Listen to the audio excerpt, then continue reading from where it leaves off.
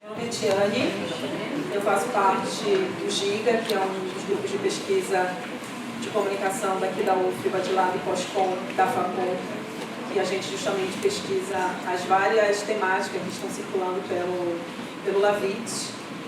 E em nome da organização do LAVIT, eu quero agradecer de novo a presença de todo mundo, continuar dando as boas-vindas a todo mundo. Quero saudar especialmente a militância presente, a militância feminista, a militância negra, a militância LGBT, que eu acho que são resistências que a gente precisa valorizar, saudar como autoridades do conhecimento e dos conhecimentos que a gente tem construído, inclusive bebido dentro da universidade, né?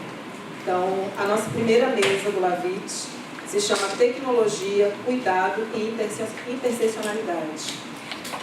As nossas convidadas são, e aí eu vou ser bastante bairrista, é a primeira vez na minha vida que eu divido uma mesa com uma paraense fora do Pará. Quero chamar a Bia Michele, que é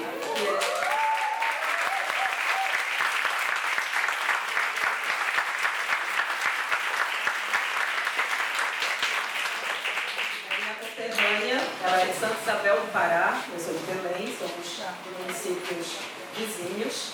A Bia Michele é desenvolvedora de software e front-end, doutoranda em ciência da computação pela PUC, tem foco em práticas ágeis em times com diversidade racial e de gênero, mestra em mudança social e participação política pela USP, analista de sistemas da Universidade Federal Rural da Amazônia, que é em Belém. É uma mulher negra, paraense, tecnologista, ativista e apaixonada por inclusão e desenvolvimento de jornadas de pessoas das ditas minorias sociais, nas organizações políticas e públicas. Tem pesquisa na área de inclusão de mulheres e de mulheres negras na tecnologia, políticas públicas para travestis e transexuais, práticas ágeis para impulsionar o desenvolvimento tecnológico de pessoas negras e LGBTQIA nas organizações. Então, Bia, obrigada pela presença. Quero chamar a Fernanda Monteiro.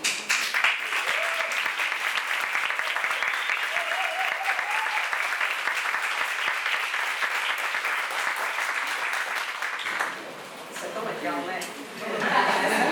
É tão legal a gente estar num lugar que é seguro, né? É tão massa isso.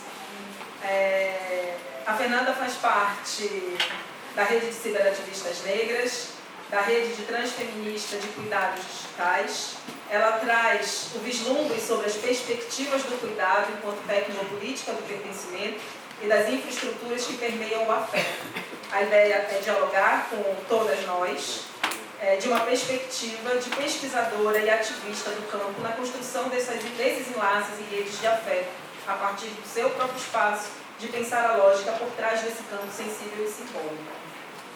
Em terceiro, e propositalmente em terceiro, porque ela é filha da casa, da cidade, é uma representatividade enorme para Salvador, uma soteropolitana em movimento, que circula por esse país e que circula ações de fortalecimento que a Suede tem.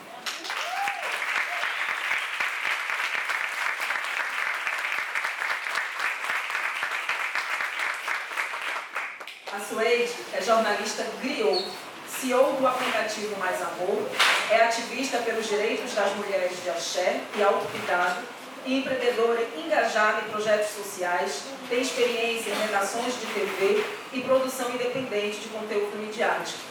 Trabalhou como repórter e apresentadora da TV Educativa da Bahia e como assessora especial da Rádio Educadora. Sua cachaça é a produção de conteúdo midiático educativo e identitário para literatura, rádio, TV ou web. Suede vai falar para a gente hoje sobre o Mais Amor Entre Nós, que é um aplicativo feminista, e ao longo de nossa trajetória, atuando como mulheres pobres, negras e de favelas brasileiras, identifica que parte das queixas sobre a ausência de serviços primários como saúde e educação poderiam ser sanadas com acesso à informação. O ativismo e o engajamento na luta feminista pela democratização da comunicação levou Suede a usar a internet e as mídias sociais como forma de transpor a situação de vulnerabilidade a que estamos submetidas. A partir daí, conseguimos maiores resultados na garantia do direito. Nessa trajetória, vimos que as ferramentas de abordagem mudaram.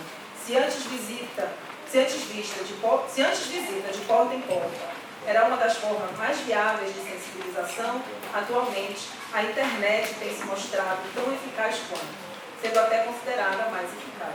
Nesse contexto, a campanha Mais Amor Entre Nós criou um site e um aplicativo que são ferramentas tecnológicas sobre a qual ela vai contar um pouquinho na sequência. Pessoalmente, eu quero reforçar o quanto é especial a gente estar em lugares de acolhimento. E aí, antes de passar a palavra para a Michele, contar que eu acabei de sair de uma relação abusiva. Algumas pessoas dessa plateia sabem disso.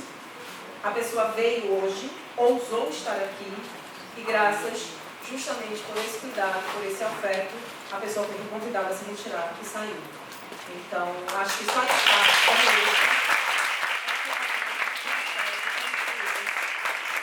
esse tipo de segurança, esse tipo de possibilidade. Acho que se não fosse por isso, por essas redes, a gente estaria ainda mais vulnerável, né? Então, obrigada, Sabrina. Obrigada mesmo. Vou passar para a Bia. Então, eu sou a Michele, e é engraçado ter escutado ela me apresentando, porque eu não imagino que eu faça tudo isso, entendeu? Parece que escutando assim, parece dizer assim, meu Deus do céu, que grande pesquisador e tudo mais. E, na real, não é assim que a gente se vê todos os dias, né? E quando eu falo a gente, eu sei que eu estou partindo de um marcador social que é de como uma mulher negra, uma mulher nortista, que vive fora dos seus, né? Hoje eu tenho a felicidade de morar em Porto Alegre. Os risos das pessoas já sabem o porquê, né? Mas estou ali porque eu tive a oportunidade de conseguir entrar no doutorado em ciência da computação, em engenharia de software, para estudar aquilo que é minha paixão, né? Eu costumo dizer que eu tenho um pé na tecnologia e o outro pé no mundo. E eu estava quase com os 2 pés no mundo, até que uma pessoa muito amável, chamada Paulo Caroli, me deu a oportunidade de conhecer uma outra pessoa super querida, que é o Rafael Prikladnik, que topou me orientar e deixar eu trabalhar com pesquisa naquilo que é a minha paixão, que é pensar a tecnologia a partir de marcadores sociais, é pensar a tecnologia a partir do olhar como uma mulher negra, é pensar a tecnologia sem ficar tendo que ir atrás de referenciais brancos para poder justificar que aquilo que a gente faz é pesquisa, aquilo que a gente faz é acadêmico. Porque a gente sabe, a maioria das pessoas que estão aqui pensam, são pesquisadoras, e nós sabemos o que é pegar artigos que falam sobre a nossa vida, que falam sobre as nossas vivências, e quando a gente vai verificar o referencial bibliográfico, a gente percebe que quem está falando sobre nós não é nós, né? Aliás, quem a academia valida que está falando sobre nós não somos nós mesmos.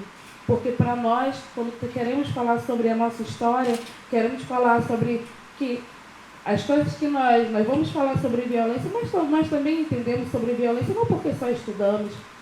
A gente vai falar sobre políticas públicas, acesso a políticas públicas, a gente vai falar não só porque estudamos, mas porque nós também sabemos o que é todos os dias chegar na fila do SUS e ser tratada como somos tratados. A gente sabe o que é ingressar numa universidade. A gente sabe o que é passar 4 anos, às vezes, num cursinho, para poder chegar, romper os filtros da universidade pública e estar aqui dentro.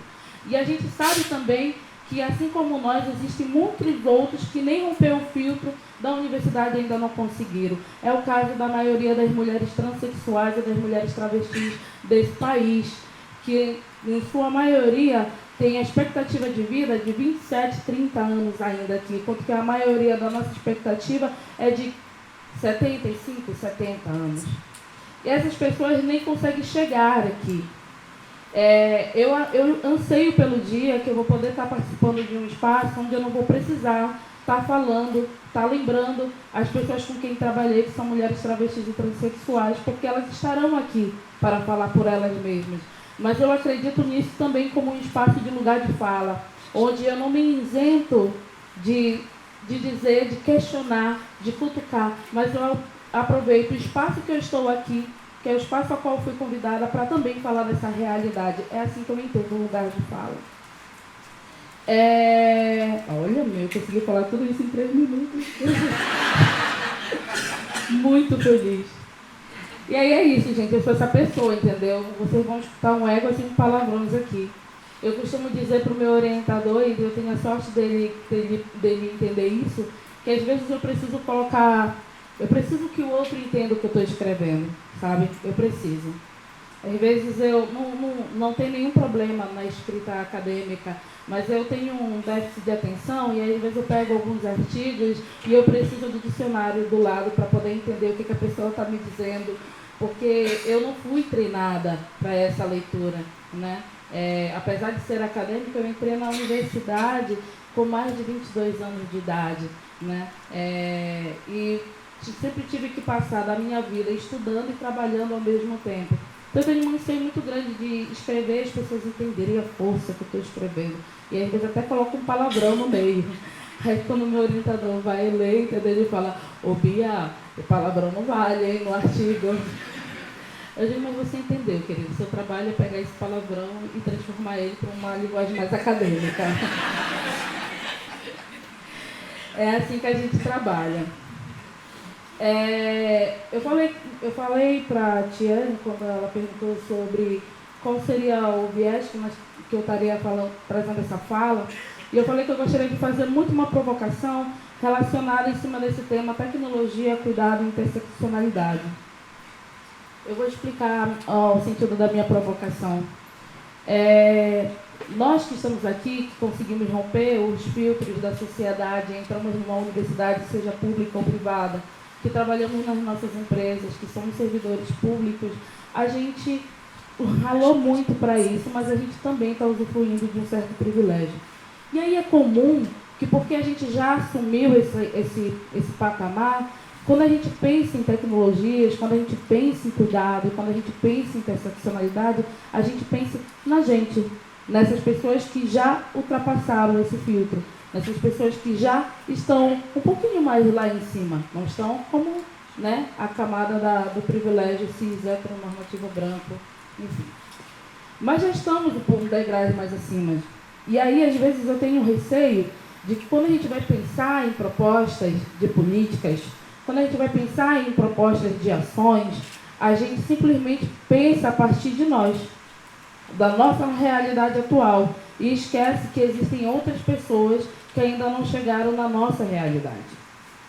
Eu digo assim, às vezes a gente vai pensar em fazer algo que vai ajudar as pessoas, a segurança da informação de certas ativistas, e a gente não percebe que aquela segurança da informação que a gente está pensando talvez só sirva para aquelas pessoas que têm acesso a aquela tal tecnologia, que têm acesso a uma rede em específico que acaba conseguindo fazer com que a gente pense em uma proposta para ela, porque é mais fácil pensar uma proposta para alguém que já sai do nível 2 do que de quem está no nível 0.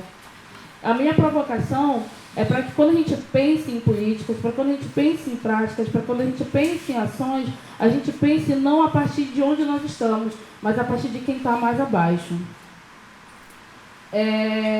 Tecnologia, cuidado e interseccionalidade. É para mim?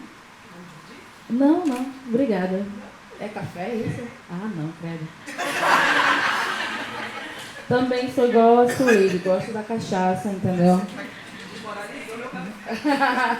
Não fique triste por isso. Eu prefiro a cachaça de jambu. Toquei na tua casa, mana, a gente vai ter que ir lá beber essa cachaça. Tá bom, foco aqui novamente.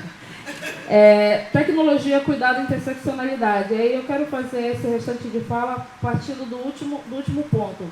Interseccionalidade.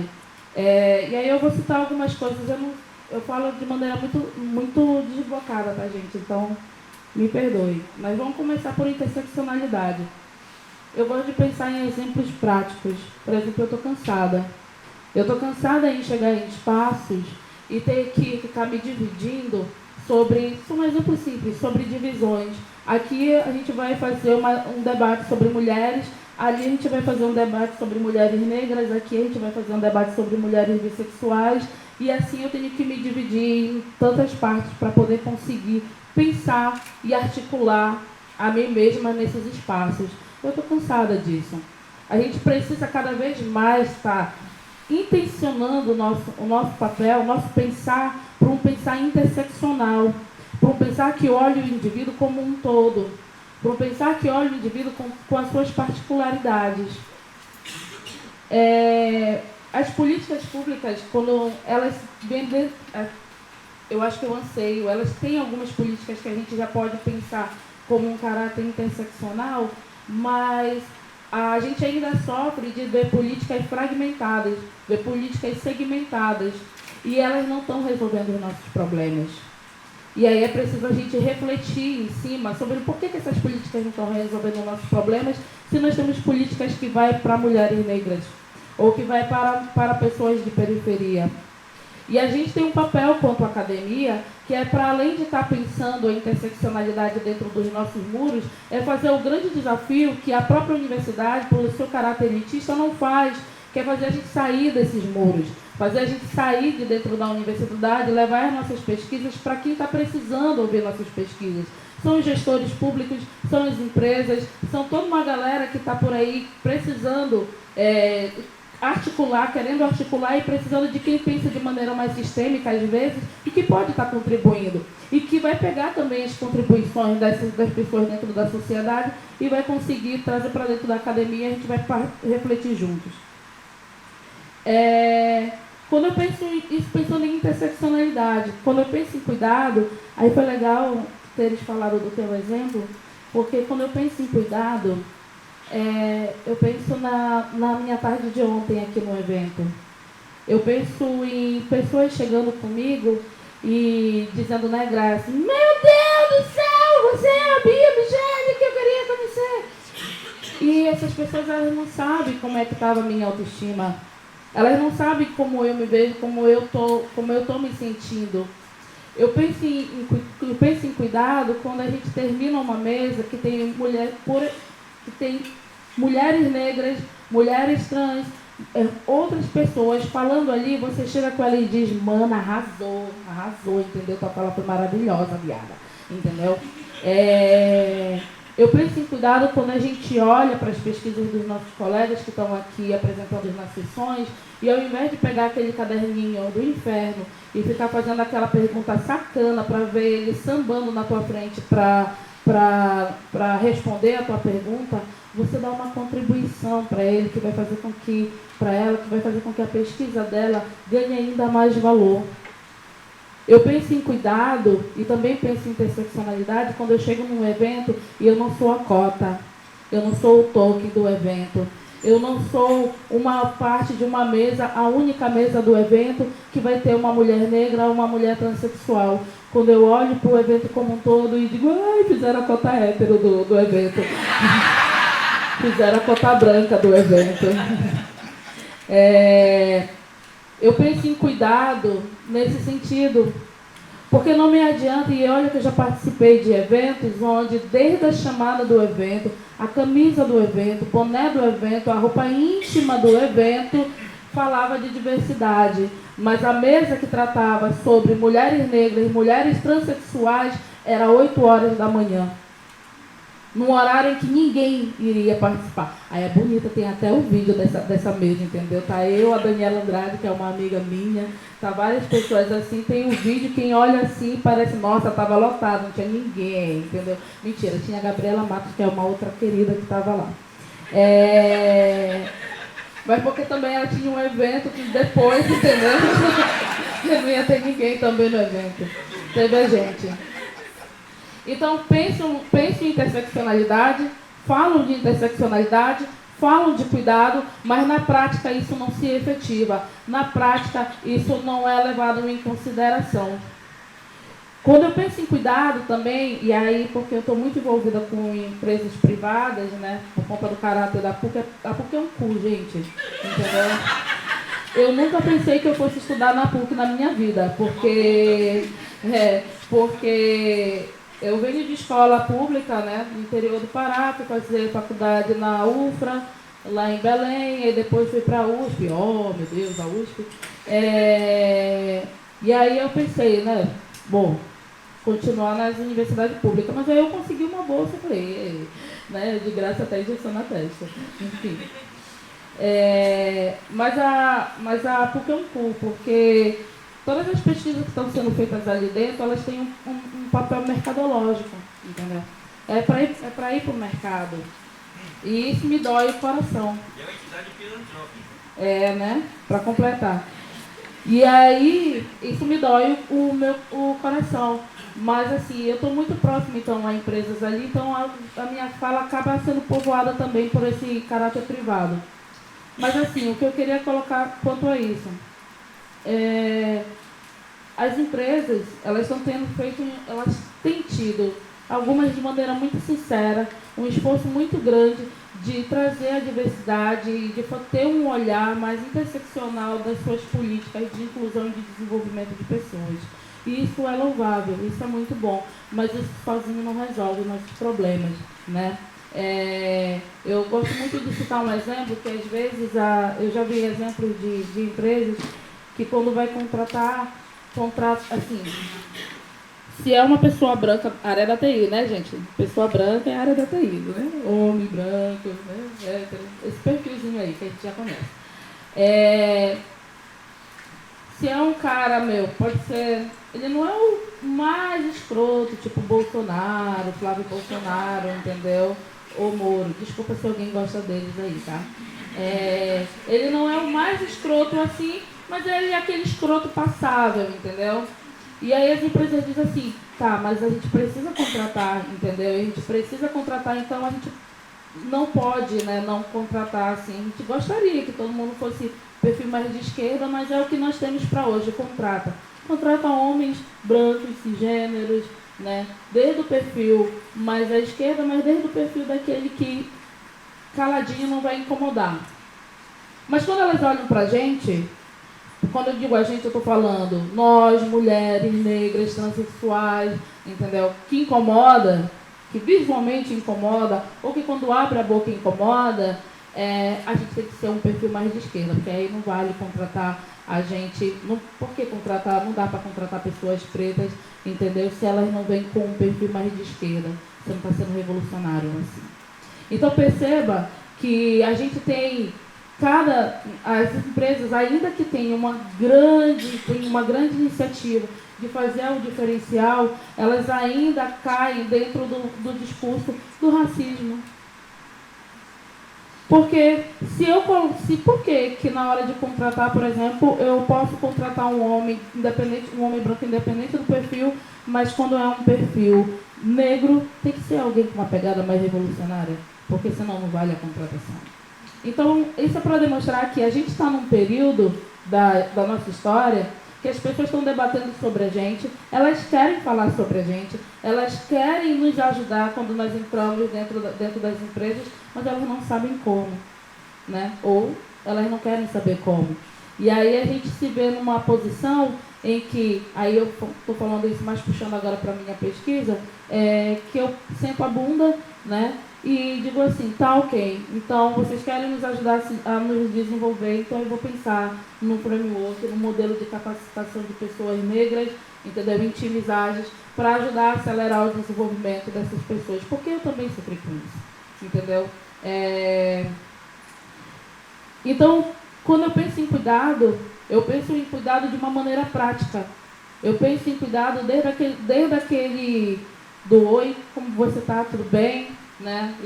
E aí, mano, arrasou na palestra, como pensar em ações afirmativas dentro das empresas, dentro dos lugares onde a gente está, e levar em consideração todas essas nuances que as pessoas deixam de lado, seja por inocência ou seja por comodismo mesmo. E quando eu penso em tecnologia... agora faltam 2 minutos.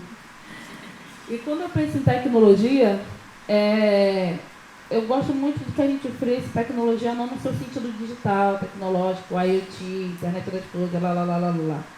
Mas eu penso em técnicas que nos ajude a romper a normatividade. como nós vamos pensar em tecnologia que vai nos ajudar a sair da vulnerabilidade. Como a gente vai pensar em tecnologias que vai ajudar a gente a romper as barreiras que estão impostas para a gente diariamente. Eu estou num evento onde a gente tem falado muito, eu tenho visto as mesas falando sobre vigilância, sobre tecnologias de vigilância, né? E eu fico lembrando do Foucault o tempo inteiro. E aí eu fico pensando que é a biometria, é a câmera de vigilância, e várias tecnologias que a gente está vendo aqui, que estão sendo colocadas como tecnologias, e aí a minha amiga que eu conheci outra, Lígia me ajudou a refletir bastante sobre isso nessa madrugada. Várias tecnologias que estão sendo atualizadas como tecnologias de opressão para os nossos corpos negros, para os nossos corpos femininos, para os nossos corpos trans. E aí eu termino a minha fala provocando a gente, pensando, estamos vendo as tecnologias sendo atualizadas como tecnologias de opressão. O que nós vamos fazer para começar a pensar em tecnologias de resistência? Como nós vamos pensar na tecnologia por um viés de resistência, por um viés de afirmação e por um viés de ajuda, de autocuidado e de cuidado do outro. É essa a minha provocação, é essa a minha mensagem que eu deixo para que a gente saia desse evento, não só dessa mesa, mas desse evento e volte para os nossos lugares pensando em tecnologias de enfrentamento, em tecnologias que vão na contramão da opressão. Obrigada.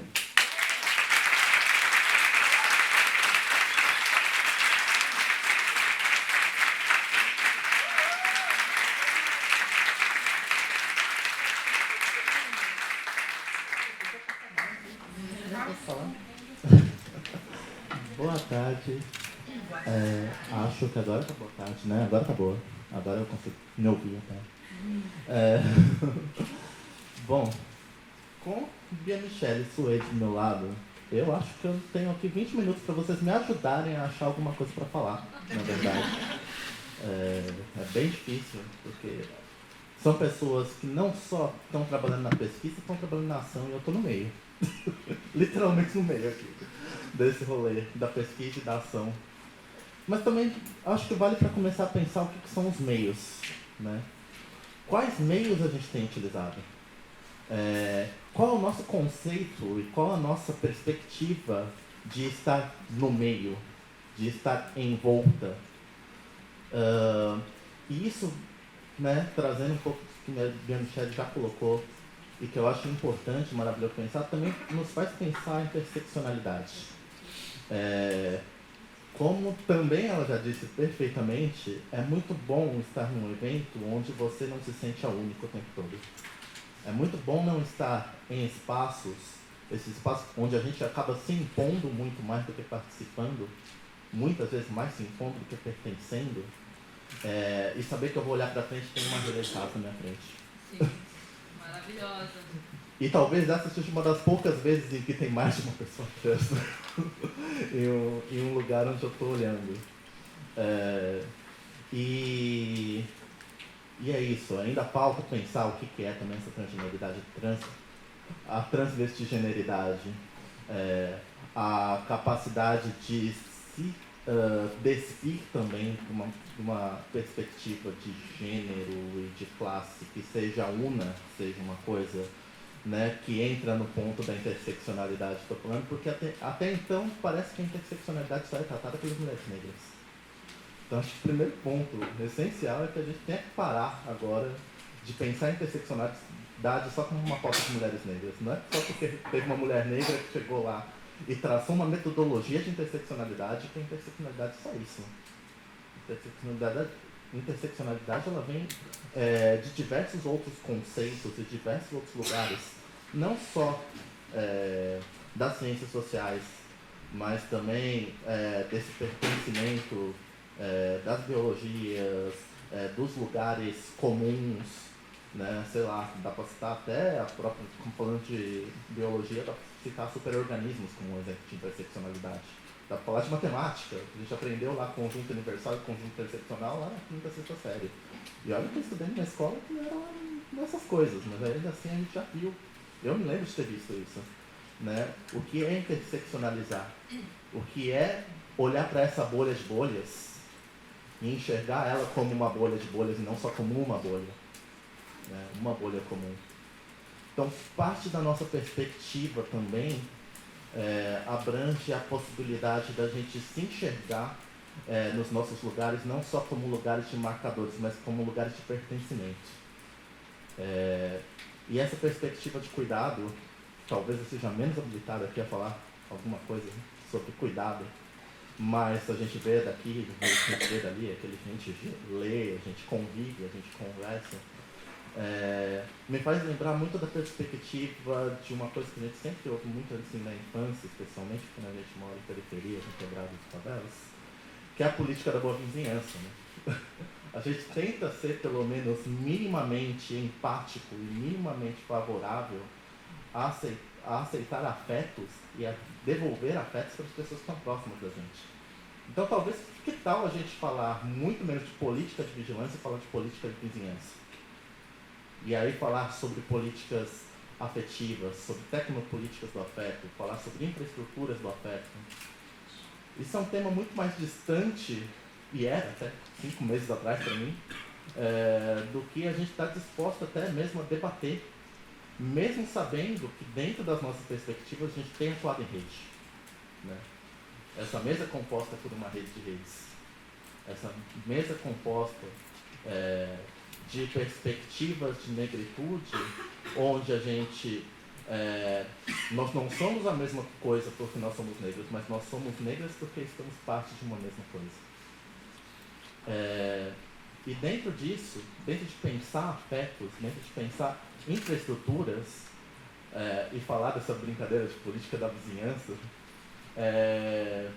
a gente também parte desse lugar que é estrutural. Já que as opressões são estruturais, por que a gente não debate os afetos como algo estrutural? Né?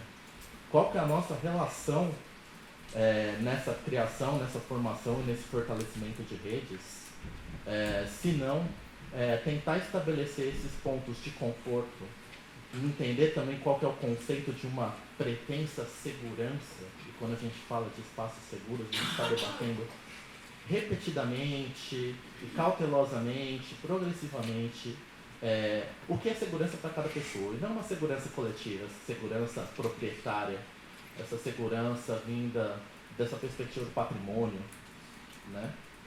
A gente parte para o lugar do que é seguro para você, do que é seguro para você, do que é seguro para vocês, do que é seguro para mim, porque a partir do ponto em que a gente discute o que é segurança de uma perspectiva muito mais subjetiva e afetiva dessas relações, a gente começa a desvencilhar esse espaço onde a gente tem que se preocupar em ser um corpo negro, um corpo transvestigênero, um corpo lésbico, um corpo bissexual, um corpo pansexual, um corpo fisiodiverso, né? Cadeirante, ou com outros problemas, questões de mobilidade, que não é nada um problema, tudo pode ser uma solução. Desculpa, falha a fala. Neurodiversidades também, porque é muito comum que a gente pense e acaba reproduzindo esse conceito do ser normal, porque ser normal é a norma, ser normal faz parte de uma construção de normatividade, e acho que faz sentido a gente começar a entender que redes são essas. Acho que eu nem falei nem quem sou eu no meio dessa história, né, desse samba todo. Mas, né, sou Fernando Monteiro, eu habito em São Paulo, fazer o quê?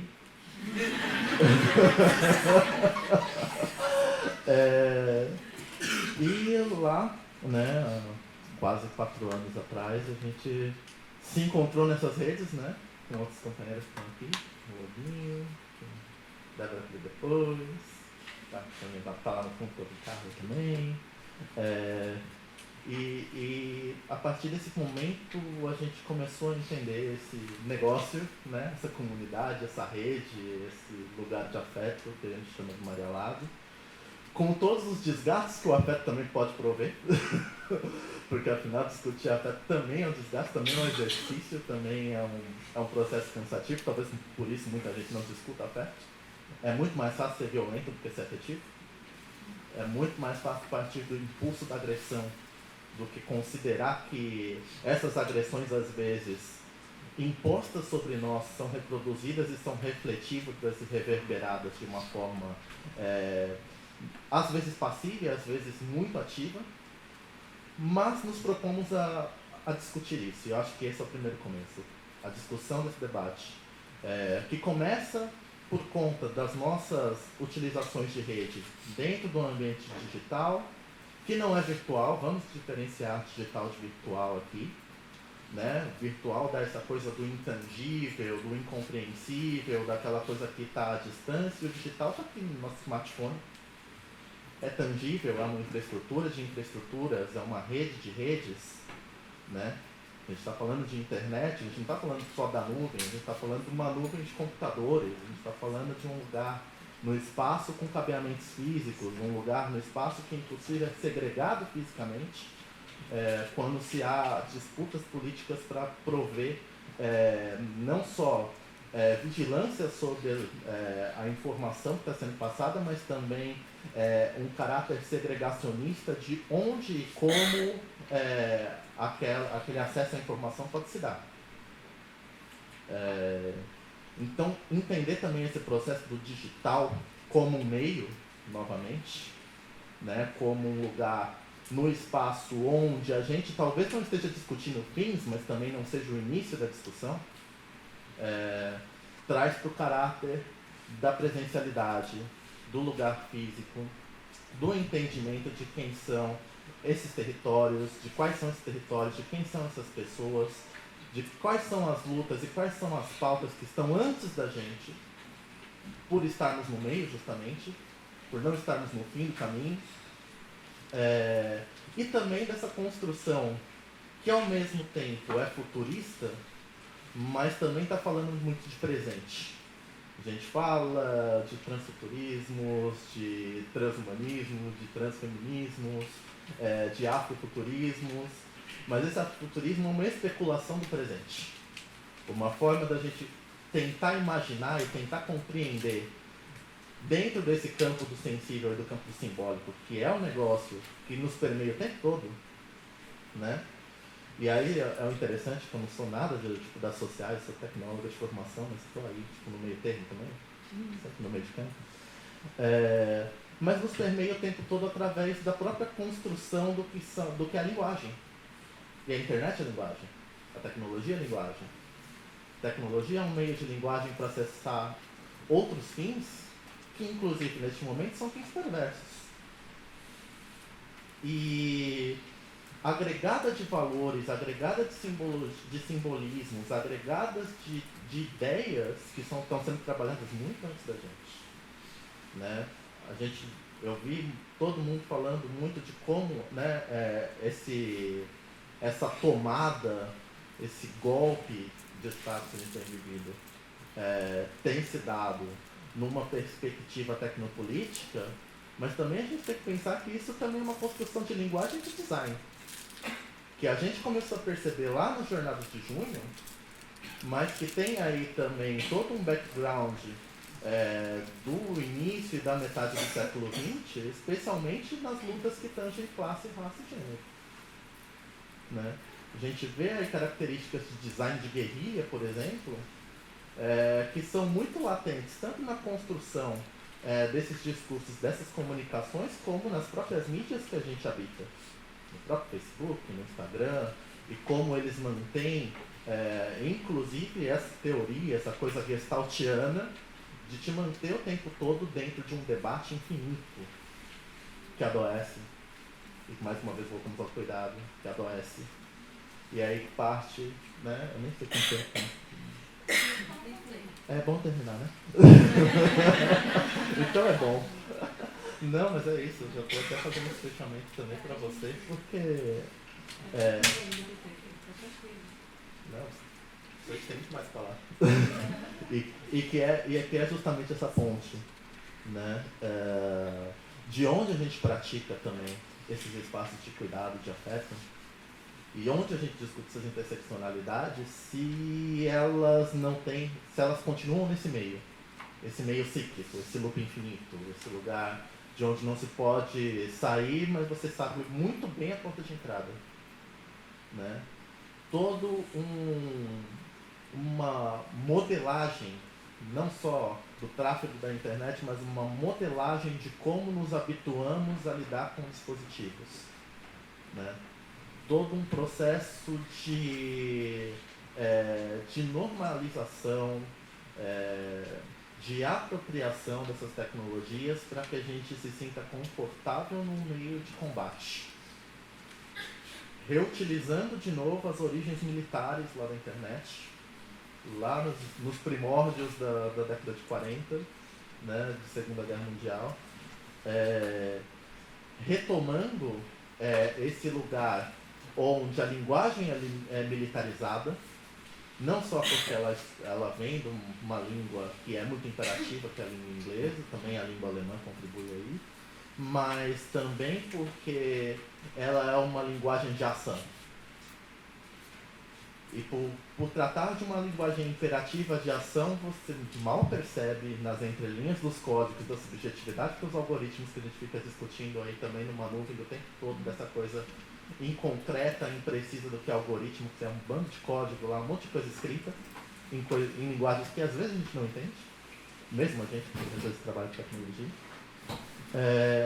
Quais são as subliminaridades desse código, quais são as subjetividades desse código. E essas subjetividades, que também constroem o simbólico, elas são muitas vezes inescapáveis. Mentira. Esse escape, eu acho que essa proposta de sair dessas redes e construir redes fortes através do digital como meio, mas olhando para uma finalidade de estar presente, de estar física, de estar íntegra, mesmo que integridade seja um negócio muito difícil de discutir, especialmente quando se trata de saúde física e mental, que nos faz pensar onde estamos interseccionando as nossas redes digitais. Onde estamos interseccionando esse espaço de debate, essas incursões e essas trocas de saberes e trocas de informação, se elas não estão vindo para o ambiente físico, para o ambiente palpável, para o ambiente tangível, para o prático.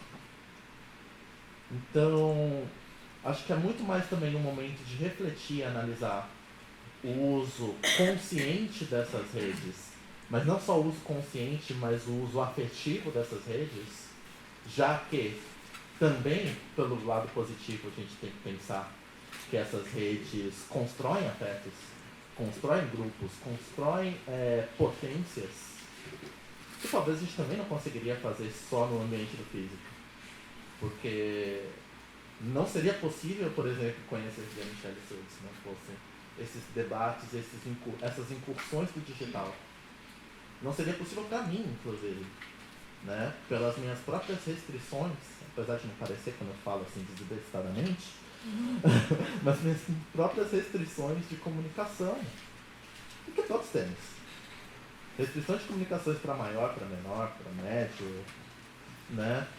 Acho que todas e todos temos aqui, em determinados graus, e é aí que a gente precisa também interseccionalizar e até co-substancializar e entender quais são as proximidades e quais são as marcações de diferença que estão aí.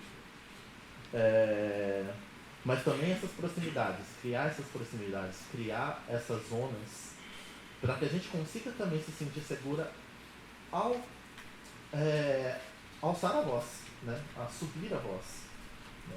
O ambiente da internet tem sido também um ambiente de disputa, de visibilidade, já que estamos falando de parênteses, visibilidades, né? O quanto ela nos torna invisíveis como indivíduos e o quanto ela nos potencializa a voz quanto coletivo.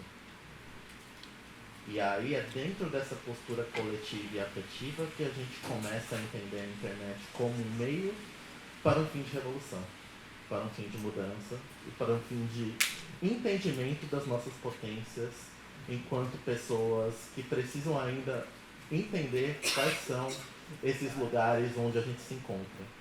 E aí é contigo a questão do encontro.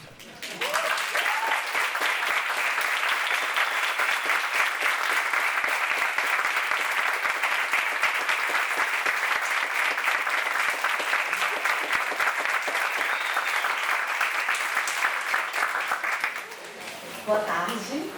Primeiro, eu gostaria de agradecer ao convite e assim, observar como são vidas que compõem uma trajetória. E eu preciso fazer um agradecimento no início e não no final, porque simplesmente aqui é um retrato de vidas que compõem a minha trajetória. Então aqui eu tenho a primeira mulher negra que me deu emprego na área da comunicação, que está ali no fundo, na FTC.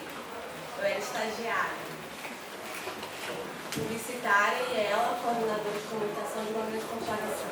Tenho minha professora, que foi a primeira mulher que falou de internet para mim, porque eu pareço nova, mas na minha época a gente não tinha internet no celular, a gente não tinha internet em casa. Eu só usava a internet no computador da faculdade, por isso que eu sei meu CPF de cor, porque tinha que logar com CPF. A primeira mulher que falou comigo sobre internet e feminismo, que foi a Graciela. Gostaria de agradecer também. Gostaria de agradecer a Mari por ter me convidado e por ter cotado os nossos nomes para essa mesa. A minha irmã de santo, quer dizer, é um agradecimento muito revolucionário, porque há 12 anos atrás, quando eu fiz a faculdade de comunicação, eu não poderia agradecer a essas pessoas numa mesma sala. Minha irmã de santo, a minha colega de movimento social, minha professora feminista, e a uma mulher negra que foi minha primeira chefe numa grande corporação.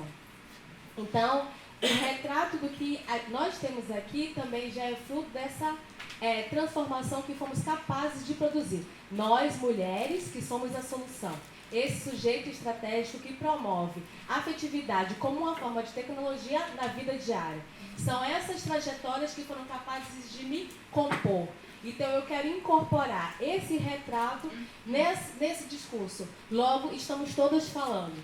A minha voz, ainda que eu fale alguma coisa que elas não concordem, é uma voz forjada pela vida dessas mulheres. Desde apostar numa menina que nunca tinha trabalhado com publicidade, estava fazendo jornalismo, se contrata ela para a equipe. Desde dar uma...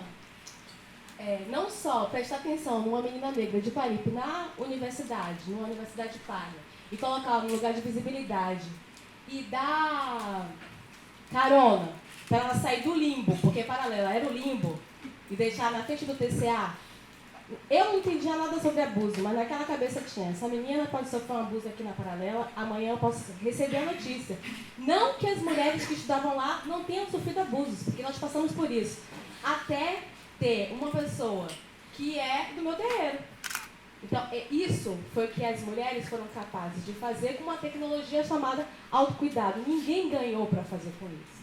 Então, esse cuidado e tecnologia, eles se fundem. Então, eu gostaria de dividir a minha fala em 3 momentos. Primeiro, quando a gente vai definir o que é cuidado para a gente. Segundo, quando a gente vai dizer o que é tecnologia para a gente. E terceiro, que é a estandartização, né, a partir de um exemplo que eu fui capaz de participar, que é o aplicativo Mais Amor, do que nós estamos fazendo como resultado disso. Então, não é à toa que numa mesa sobre tecnologia e autocuidado a gente tem só mulheres negras. Isso precisa ser registrado como um dado de como a nossa subjetividade é capaz, porque só as mulheres negras desse país foram capazes de transpor a dor no ambiente de escravidão e amar, inclusive, as sinhais. As mulheres que tinham seus filhos para depois colocar os nossos filhos no pelourinho. A gente amou essas mulheres sem envenenar a comida do Siãozinho, nem a comida dela, e ali se estabelecia uma relação de afetividade na qual a gente cuidava da barriga, cuidava do parto, cuidava dos problemas psicológicos, porque elas também sofriam violência dos senhores de engenho, e se transformava em uma relação de afetividade que transpunha a dor. Então, a mulher negra pode ser indulgente num ambiente grotesco como a escravidão e criar uma via para não ser dizimado e não dizimar toda a comunidade a partir do afeto. Se vocês não chamam isso de tecnologia preta, eu não sei o nome que a gente pode dar.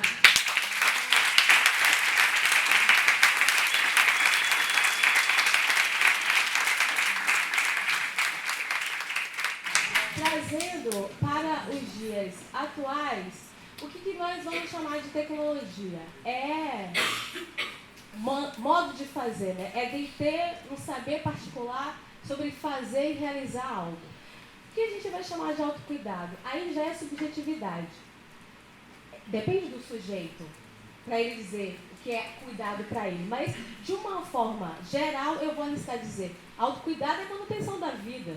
É o mínimo dormir bem, comer bem. Poder existir é autocuidado, existir com sanidade mental. Eu não vou nem falar de pagar as contas, porque pessoalmente, para mim, autocuidado é poder pagar minhas contas. Mas vou falar de uma coisa, dormir, comer e acordar. A gente poderia colocar isso como uma definição de autocuidado que vai incluir a média de pessoas nessa sala. Então, à medida que o mundo avança, nós estamos se desprendendo dessa ideia que é tão vital, que é de cuidar de si. Por que a gente se desprende disso? Competitividade, o paradigma de sucesso que a gente tem hoje é um paradigma impossível, é um paradigma que dilui a humanidade e que esvazia ser humano. Então, esse paradigma de sucesso, ela tem uma mensagem clara: você não pode existir. Porque você não tem xereca negativa, existe isso, gente. A gente está no mundo de vagina negativa. Quem não conhece, procure saber, porque isso é a radicalização. Não é só você ser malhada, não é só você ser fit. As pessoas fazem cirurgia plástica e também dietas específicas para ter uma vagina enxuta. Não é só tirar gordura da boca para ter uma cava aqui, não é só o padrão de beleza. É a radicalização do que não é só ser bonito, é a caixa da caixa. E até ser fora da caixa é uma outra caixa. Então, não é absolutamente sobre isso. Estou falando que lugar nós estamos bordando para nós mesmos. Voltando aqui à ideia de escassez de humanidade, a gente tem também a escassez de recursos. Então, não basta você saber que não pode comer comida com agrotóxicos. Não basta você saber que é bom acordar às 5 horas da manhã, é bom meditar, é bom não ouvir coisas tóxicas. Não basta só saber isso. Ao nosso redor, as relações estão sendo empobrecidas. Não é só pobreza de recursos financeiros, é pobreza nas relações também. E eu quero falar que dentro da caixa do autocuidado está a afetividade. Ter direito à afetividade. Qual é o problema das mulheres negras? Eu estou falando mulheres negras porque eu falo desse lugar. Não quero ser pretensiosa para falar por todas as mulheres. Eu perguntei a uma mulher em São Paulo, se você tivesse que pagar uma aplicação para ter contato com homens negros que querem construir família, você pagava? Ela falou, na hora. Esse problema da afetividade, que não tem a ver só, porque sexo é importante, mas não tem só a ver com relacionamento, procriação. De novo, eu estou falando de autocuidado, porque eu estou falando de vida, porque eu estou falando que família negra estruturada na sua base é revolucionário. Eu não preciso fazer mais nada, eu não preciso ir para palestra nenhuma, eu só preciso ter uma pessoa preta, só preciso parir um homem negro que sobreviva a mais de 35 anos. Fiz revolução, ninguém bate na minha porta. Eu tenho pensado nisso como uma forma de exemplificar, não de forma metafórica, mas de forma bem direta, o que cuidado tem a ver com a gente. Cuidado tem a ver com sucessão, manutenção da vida diária. Dentro desse cenário, eu poderia dizer que a realidade nos diz é impossível cuidar de si mesmo. É impossível cuidar de si mesmo. Se antes as pessoas estavam felizes em ter um diploma de faculdade, um apartamento quitado, um carro e uma família, hoje eu quero apenas viver em paz e ser respeitado. Nesse viver em paz e ser respeitada, eu também quero ser reconhecido. Por quê? Reconhecimento tem a ver com relevância. Se você não é reconhecido, você não é relevante, significa que você vai falar 1000 vezes no mesmo lugar e ninguém vai te enxergar. No momento que você é invisível, você pode ser atropelada, se te matar não vai ter problema nenhum. Esse é o problema é a problemática que a representatividade quer resolver. Quem não é visto, não tem como você pegar e dizer assim, essa quantidade de pessoas invisíveis, elas são parte de um grupo que precisa de uma política pública para elas, porque elas são invisíveis. Então, a questão do respeito e da relevância não tem só a ver se eu quero ser uma subcelebridade da internet. Tem a ver que se aquele discurso não for colocado na água, é como se ele não existisse. E a gente sabe que a gente está no Brasil que adora ser cínico. Onde as pessoas falam assim, eu sei o que é sororidade. Eu doei roupas para minha empregada. Eu até incentivei o filho dela a voltar para o colégio. Então as pessoas são cínicas nesse ponto. Então quando a gente vai falar de sororidade entre mulheres, onde não tem ali divisão de poder e divisão financeira, então as pessoas falam, olha, para de falar sobre isso, somos todas feministas, estamos no mesmo barco, né? Só que se vocês não vão devolver a fazenda, o empreendimento que foi erguido com sangue escravo, por que eu não posso mostrar minha cicatriz? Que coisa feia é essa? Então, nesse lugar, eu posso dizer que tecnologia e cuidado de si está em crise. E é uma crise criada pelo capital, que é o capital que inviabiliza humanidades. De novo, os sistemas criando crise e a gente tendo que resolver. A gente mulher e a gente mulher negra. Nessa crise, o capitalismo falou, você não precisa amar ninguém. Você precisa comprar uma casa que você vai se sentir máximo. Gente, a piscina. Você não precisa de ir na praia, você precisa ter uma piscina, você precisa ter um carro, você precisa viajar para a Disneylândia, você precisa ir à Europa. Só que a gente chegou num lugar de que isso entra em crise totalmente e as repercussões de um ambiente hostil a partir da tecnologia, elas não vão ser aguardadas no momento pós-apocalíptico em que robôs vão nos matar. Não! A gente está vivendo isso agora. Porque a gente, quem está morrendo? Morre primeiro a cabeça. A cabeça das pessoas, e aí, irmão, vou xingar também. Estão fodidas, a nossa cabeça está fodida. Está escangalhada. E aí é onde todo mundo é igual. Sabe onde é? Quando a vida está foda. Se não fosse assim, pessoas ricas não cometiam suicídio, pessoas ricas não tinham depressão. Então, tá ruim para todo mundo. Essa é a crise da afetividade e da tecnologia. Aí eu falei, vamos tentar descobrir o que é que isso significa pra gente. E vocês poderiam perguntar, sim, isso é demais? O que quer dizer afetividade e tecnologia para você? Eu gostaria de ter essa oportunidade de falar desse assunto a partir do meu paradigma de visão. Então eu vou utilizar a cosmovisão africana e confrontar dois deuses mitológicos que é Oxum e Ogum. As espadas dele também são verdade. Ogum, que é popularmente conhecido como o homem da tecnologia, e Oxum, que é popularmente conhecida como a deusa do amor.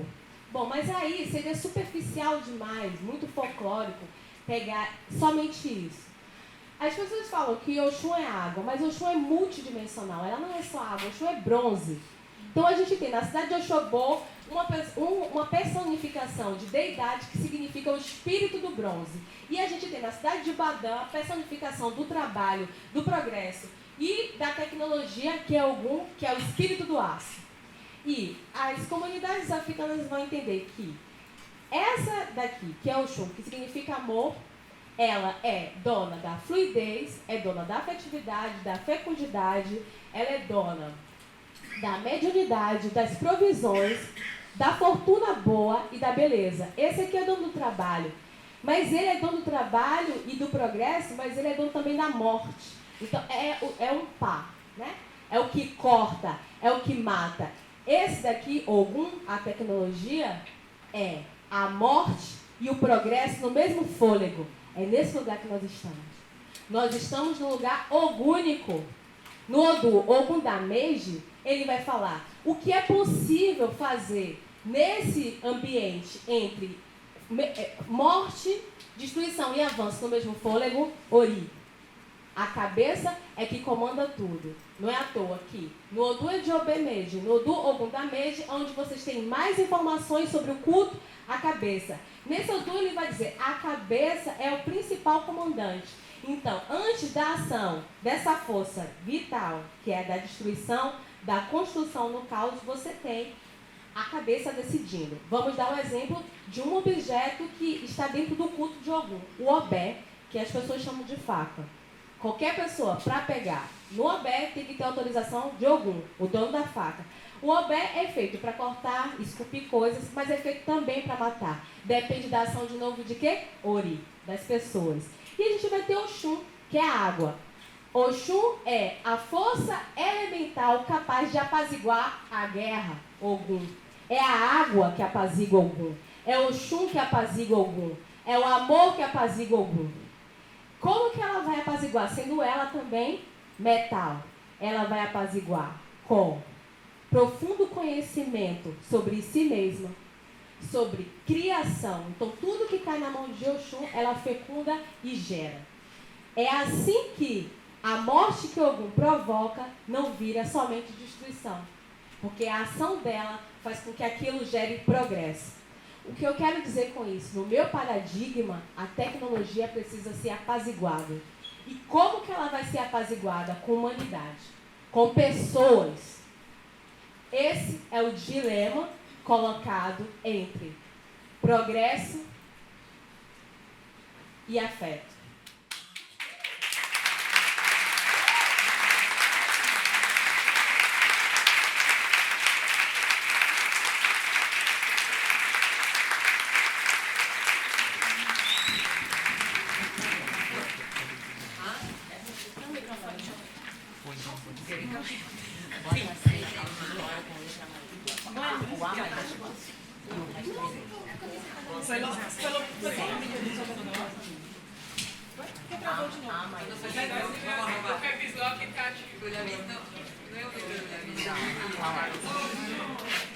Como é que foi que ela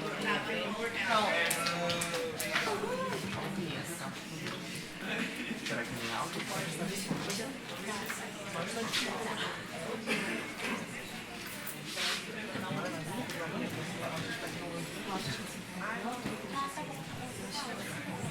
Pode ir? Eu já vou aqui. Gente, há 2 anos atrás eu fiz um post na internet oferecendo ajuda de graça para outras mulheres. E aí a ideia viralizou e virou uma hashtag chamada Mais Amor Entre Nós. Depois desse processo de se encontrar na internet, o grupo resolveu criar um aplicativo. Um lugar onde as mulheres iriam se encontrar para oferecer ajuda gratuita para outras mulheres. Um aplicativo para facilitar a vida de mulheres. A tópica desse aplicativo é autocuidado e ajuda mútua. A nossa ferramenta pretende conectar mulheres com produtos e serviços gratuitos. Então, eu sou jornalista, ofereço release, assessoria de imprensa, fazer site, trançar cabelo, cuidar da criança, mas tem pessoas que oferecem, por exemplo, comer uma panela de brigadeiro sem culpa. A gente está falando de impacto social, autocuidado, sororidade e empoderamento. Todos os usuários podem entrar e ver as ofertas. Vocês podem encontrar o aplicativo tanto no Android quanto... Não está mostrando tudo não, então as pessoas podem consultar a ferramenta, escolher um serviço em qualquer lugar do país sem pagar nada e a qualquer hora, e não precisa pagar pela aquisição. É injeção na testa? Não é injeção na testa. É algo que talvez seja difícil para você entender. Aqui a gente tem a ferramenta na internet, mas vocês podem baixar no celular de vocês. Essa moça está oferecendo design, né? Mamilos prateados, a Brenda Cruz.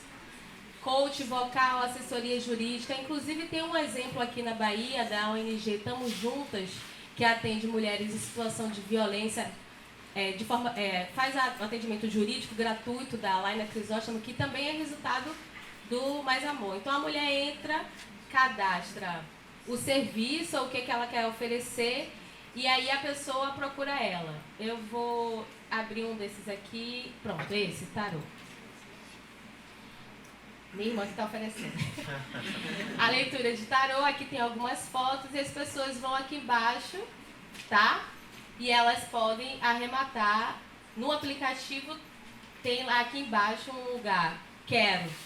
E aí lá tem uma caixinha de conversa, ou então o telefone da pessoa, se ela autorizar, e você entra em contato com ela e faz o serviço. Depois, aqui no site não tem essa caixinha. Mas depois vocês podem voltar lá e colocar o que você achou daquele serviço. Tá? Vou passar esse videozinho aqui para terminar. Vai estar cortando. Vai estar cortando, então eu vou diminuir. Vai sim. Só mais um pouquinho.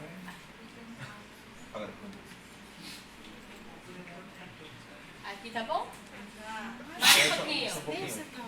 Aí? Só mais um pouquinho. Aí. Pronto. Oh, meu Deus. Ah, é por causa do negócio no canto da tela. Ó, eu vou deixar aí mesmo, viu, gente? Deixa aí, pelo amor de Deus.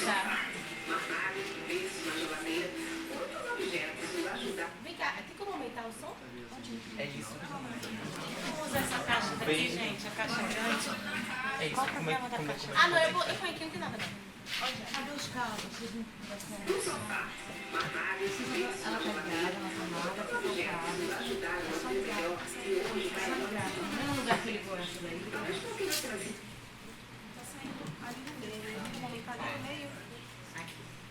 Esse cabo que você conecta. Não, então, não? Tem uma caixa lá? Aí bota aqui um.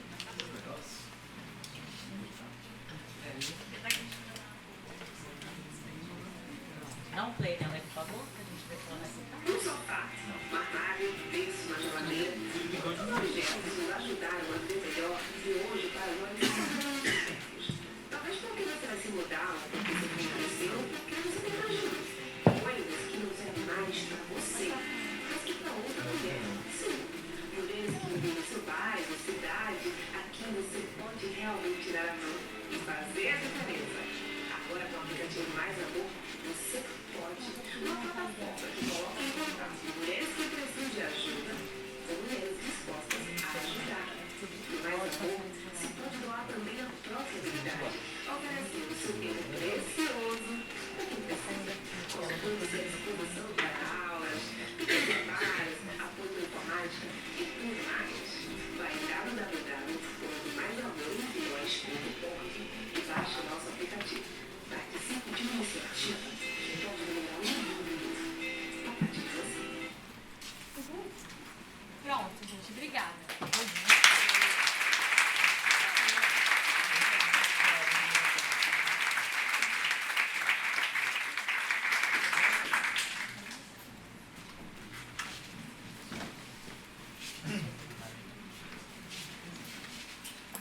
Gente,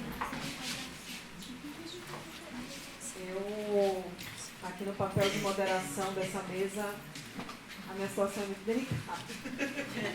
Porque eu, como mulher de terreiro também, quando ouço mulheres negras, mais velhas ou mais jovens, dentro do terreiro eu aprendi que a sabedoria da folha ela é preciosa. Então, quando o Suede fez esse compartilhamento de conhecimento, eu tomei bênção dela, porque é como a gente agradece a troca de aprendizado, né? Então, eu gostaria de tomar bênção das três, independente de onde que as nossas origens estejam caminhando nesse mundo. Nós realmente passamos por lugares semelhantes, como a Fernanda muito bem pontuou. Que nós não somos iguais, nós somos negros, porque estamos numa situação condicionante, né?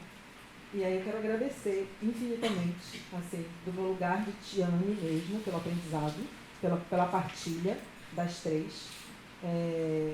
E, por favor, nunca mais diga que você não vai, né? O que eu vou falar no meio de Suede e Bia, não é? Porque a partilha é tão profunda, tão rica, tão complexa, tão nobre, né? Tão preciosa, é tão perfeita, é tão linda, né? Então, muito obrigada às três, muito mesmo, pessoalmente, e acho que em nome de uma coletividade que também reconhece e sabe o quão complexo, o quão profundo vem, de quanto tempo vem a caminhada desse conhecimento, de toda essa trajetória.